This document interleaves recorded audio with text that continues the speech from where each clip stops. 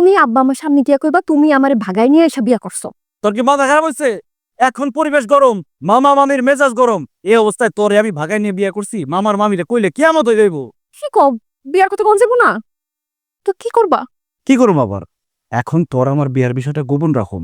যখন পরিবেশ ঠান্ডা হইব, মামা মামির মেজাজ ঠান্ডা হইব, তখন সুবিধা বুঝে বিয়ার কথাটা কয়ে দেব। ঠিক আছে, বুঝলাম।